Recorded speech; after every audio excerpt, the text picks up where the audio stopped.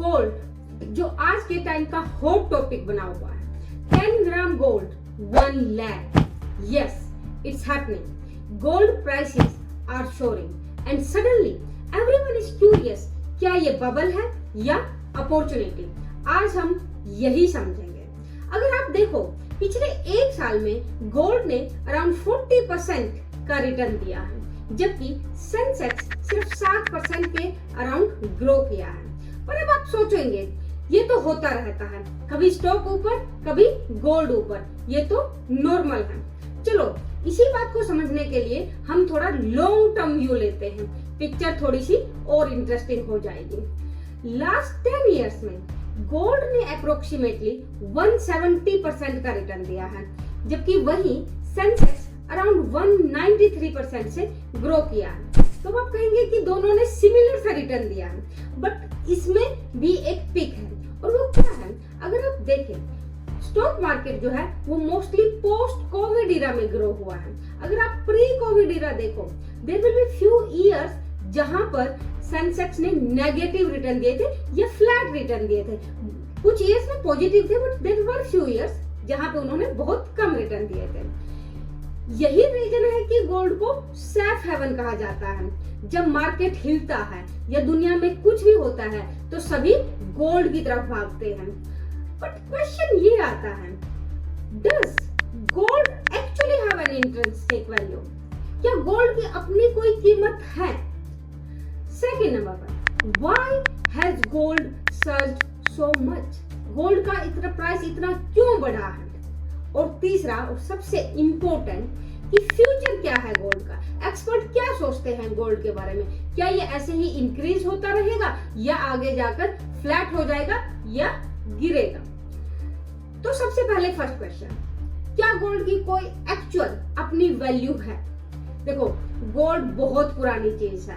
हमने पहले ये भी सुना है कि गोल्ड की पहले करेंसी होती थी। जब हमारे राजा महाराजा होते थे तो हमारे पास ये फियाट करेंसी नहीं थी, पेपर की करेंसी नहीं थी, गोल्ड सोने चांदी की करेंसी होती थी।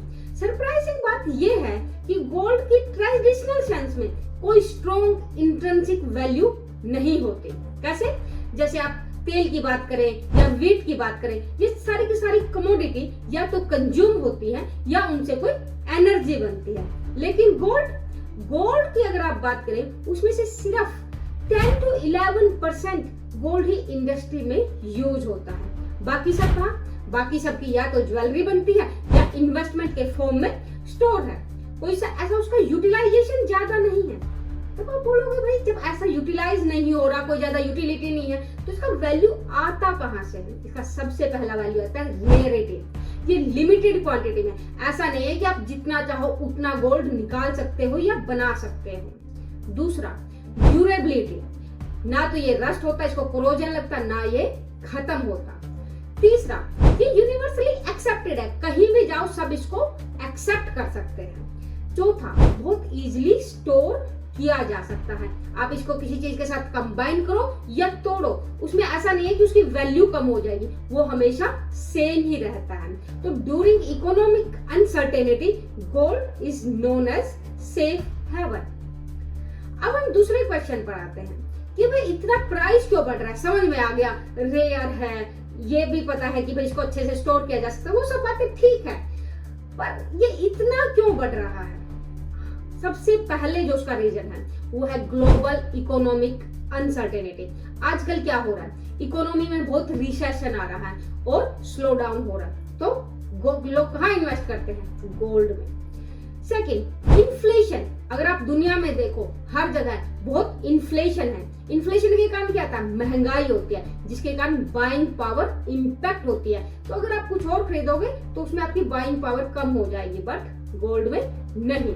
तीसरा, सेंट्रल बैंक। अगर आप इंडिया, चाइना, यूएस किसी भी सेंट्रल बैंक को उठा के देखो तो वो आज गोल्ड खरीद रहे हैं, अपनी गोल्ड स्टोर को बढ़ा रहे हैं, जिसके कारण डिमांड बढ़ती है। चौथा, इंटरेस्ट रेट। अब देखिए, हर कहीं क्या बात हो रही है, रेपो रेट गिरने वाला है, यूएस का जो फेड रेट है वो गिरने वाला है। जब इंटरेस्ट रेट गिरते हैं तो आप जब किसी और एसेट में इन्वेस्ट करते हो तो आप क्या वो सोचते हो कि अब आपकी इनकम कम हो जाएगी क्योंकि इंटरेस्ट रेट गिरा, बट गोल्ड में ऐसा कुछ नहीं होता।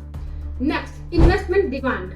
रिटेल इन्वेस्टर हो या इंस्टीट्यूशन, दोनों ही गोल्ड में एक्टिवली इन्वेस्ट कर रहे हैं। तो जब डिमांड बढ़ती है तो प्राइस तो ऑटोमेटिकली बढ़ जाता है। तो ये सभी फैक्टर मिलकर गोल्ड के लिए क्या है, एक बुलिश सेंटिमेंट क्रिएट कर रहे हैं। ये तो बात हो गई पास्ट की। अब गोल्ड का फ्यूचर क्या है? अगर आप मेजर फाइनेंशियल इंस्टीट्यूशंस की माने या एक्सपर्ट्स की माने तो उनका जो आउटलुक है गोल्ड के लिए वो काफी पॉजिटिव है। Goldman Sachs, even JP Morgan का प्रिडिक्शन है कि 2026 के मिड तक गोल्ड का प्राइस 4000 USD पर आउंस तक ग्रो कर सकता है। देखिए, इंडिया में गोल्ड की बात होती है 10 ग्राम पर ग्लोबल लेवल में इसे आउंस में मापा जाता है और एक आउंस में अराउंड 28.9 ग्राम होते हैं। तो आप कैलकुलेशन कर सकते हैं। सेंट्रल बैंक हो, एस्पेशली चाइना एंड इंडिया, वो अपना रिजर्व डाइवर्सिफाई कर रहे हैं। वो यू टर्न ले रहे हैं किससे? डॉलर से।